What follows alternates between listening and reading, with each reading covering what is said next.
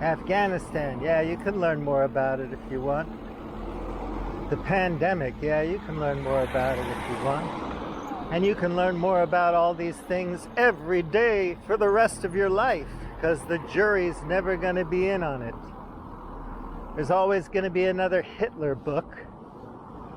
I thought we knew everything we needed to know about Adolf. Hell no. I've uncovered some stuff. You don't know the Manson family like I know the Manson family.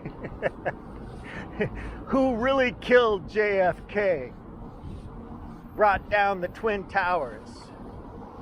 Shocking new evidence has been uncovered about aliens. That was a big deal, sold a lot of freaking swipes on the devices for a while, the alien thing. And it turned out to be a big nothing burger. Yeah, so it was all aliens all the time for a while. Shocking new evidence, and then it's just this ridiculously fudgy, weird radar stuff and videos. It's like, you know, with all the cameras in the world, all the satellites, all the CIA stuff and the NSA stuff and all the people, amateur astronomers and whatnot. And nobody sees anything. Nobody gets a really good picture of anything. And then the explanation is always, well, you know, we're like ants to them. They have stealth technology. In fact, they're all around us right now, like ghosts, but you just can't see them. So just like spirits in the 19th century was a big thing, now that we're hyper-tech, it's like, yeah, dude, you don't understand. I have an alien friend. His name is Maximilian. And he pronounces it Maximilian. I don't know why, but it's weird. Anyway, and he's my buddy. And we talk all the time, but you can't see him. Because you are not a believer. And you will cause trouble for Maximilian. I'm sorry, you're just going to have to trust me. And of course, when people have this mentality, there's nothing you can say to dissuade them of their beliefs.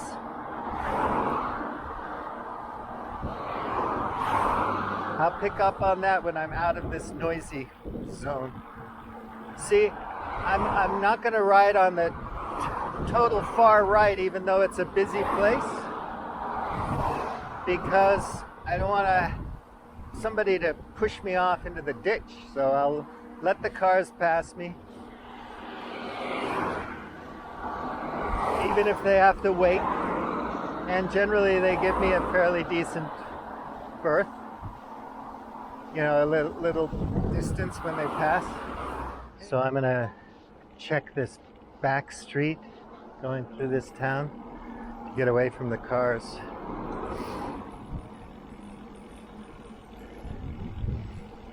Yeah, so if somebody doesn't want to engage with the complexities of the, you know, difficulties of trying to figure out something, no amount of evidence or, you know, suggesting people read a book or listen to some other experts or opinions is gonna budge them. They're just not gonna, they're not gonna care. They're comfortable with and happy about their perspective on it, and they're not gonna let it go.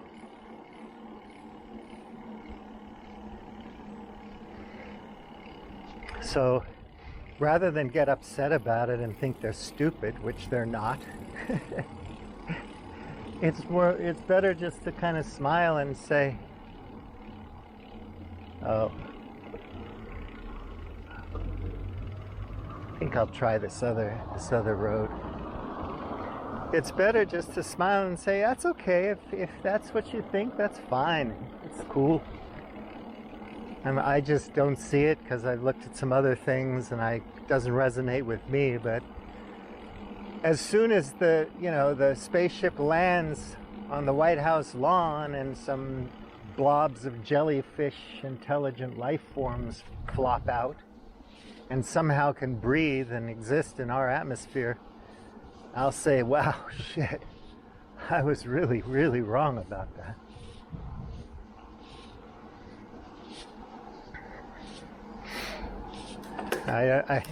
I'm much more inclined to think that intelligent, well, it's hard to say because, you know, we define intelligence the way we as a species define it, and we're the only species, as far as we know, on Earth that defines anything.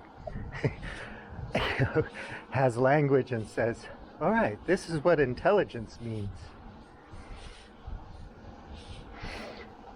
We don't have any idea what intelligence is, maybe.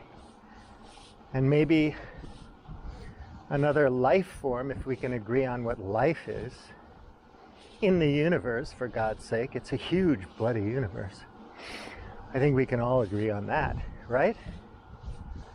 Even biblical purists? Or maybe not. Maybe it's all just an illusion and the earth is the only thing and it's flat and all that stuff. I don't know. But what is intelligence? So what would be an intelligent life form on another planet somewhere in the universe? Until we find one and then figure out a way to communicate with it. Like, imagine a dolphin is a mammal and an earthling. So a dolphin is not unlike us. So imagine if somebody figured out had a dolphin translator and you could literally teach a dolphin about St. Thomas Aquinas' body of work. And he'd go, we're underwater creatures. We have a totally different concept of how to prove the existence of God. You know what I'm saying? But the guy has a translator and he can translate dolphins so that we can communicate, have an intelligent conversation. You know? And imagine that the dolphin would say, you know, we always thought people were stupid, but I've been talking to you, Bulliam T, for a while now, and I see you're not really dumb, you're not stupid.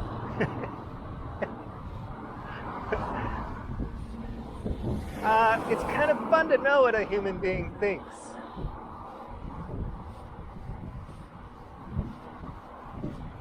So I just can't see it. I mean, we anthropomorphize so much. I mean, God has to be like us, and God has to care about little old Bulliam T, because I'm so damn important.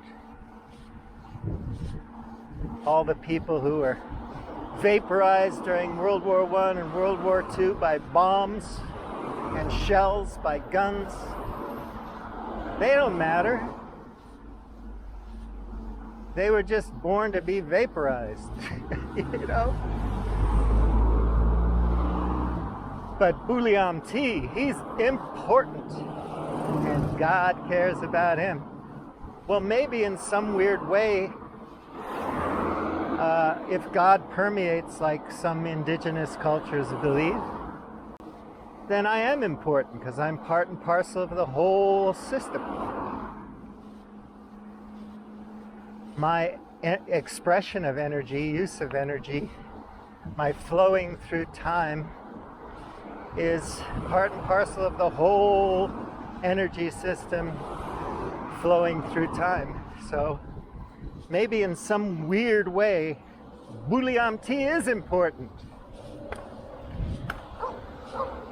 And maybe in some cosmos kind of way,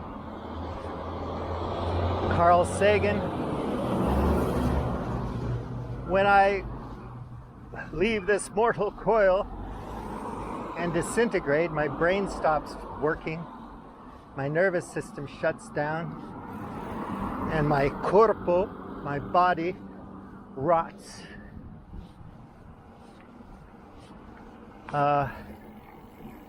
Maybe, or gets burned and incinerated. Maybe. in some weird way, some puff of the causal connection between little old Bulliam-T and the whole wide universe is still there, echoing somehow, resonating. You know? It's like, it's a wonderful life. What you don't understand, Bulliam-T, is that your thing, the things you did in your little life, resonated in the universe and is still resonating right now. Even though you're not here anymore. There's some resonant, like ghost or, I don't know, some shadow of your past influence on the universe. And that became part of the energy flowing through time of the universe and affected it in some small way. So Bulliam-T is a butterfly flapping his wings in Portugal, and then someone falls in love with another person and has sex and has an orgasm in Moscow. You know, it's like, whoa, I didn't know I had anything to do with your orgasm, man. Cool. Why does a butterfly flap its wings and it's always a tsunami or an earthquake? Why not like, and then I saw her and I knew she was the one? No, dude. The butterfly flapped its wings when you saw her and you knew. And that, my friend, is timeless, transcendental, integral. Maybe it's like that. I don't know. But if we're going to talk about, you know, learning about nature the way we do through the scientific method, not mystical methods, then, you know, we wait and see, and we base our ideas on empiricism and experimentation, evidence, models, theories, and we build on the shoulders of giants. And we build on the shoulders of billions of little people who helped out.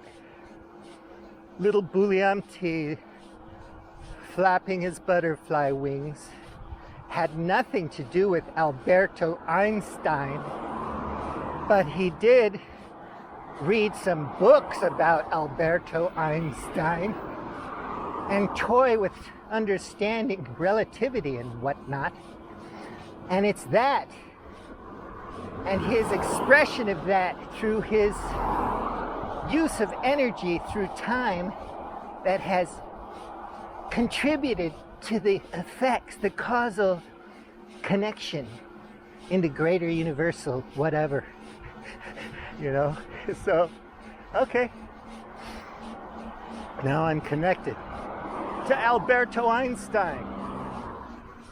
Not just Kevin Bacon.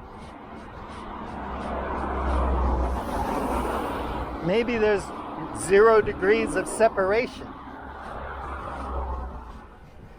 And that's another thing I can't understand about people who think that their little egotistical activities and wants and desires and feuds and conflicts are so damn important, and they can't see how things are interconnected.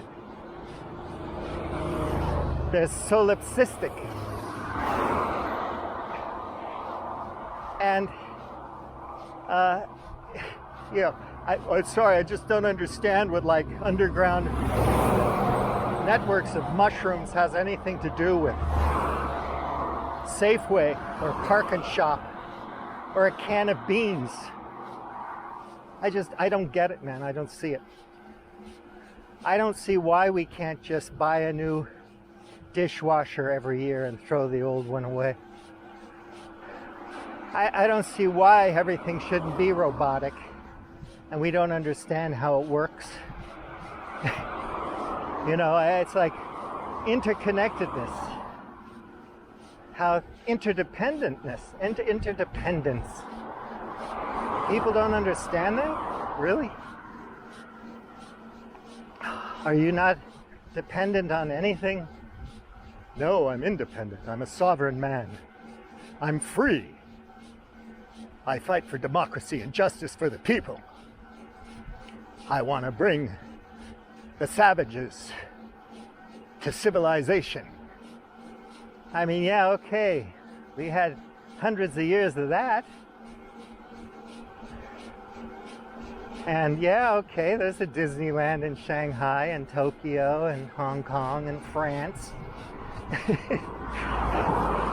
So we can gauge economies on the price of a McDonald's cheeseburger. So, you know, maybe it is the end of history, Francis.